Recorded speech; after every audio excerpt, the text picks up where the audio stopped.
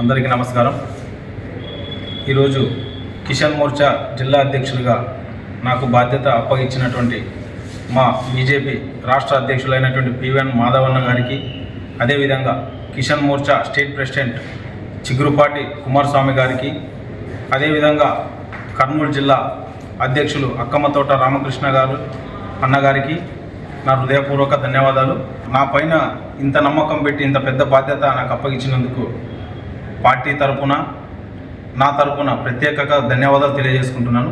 అదేవిధంగా ఈ బాధ్యత కానీ రావడానికి సపోర్ట్ చేసినటువంటి పార్టీ పెద్దలందరికీ నా హృదయపూర్వక ధన్యవాదాలు తెలియజేస్తూ, వారిచ్చిన బాధ్యతను సమన్వయకర్తగా పనిచేసుకొని ఉన్నత స్థాయికి తీసుకెళ్తానని కృషి చేస్తానని తెలియజేస్తున్నాను.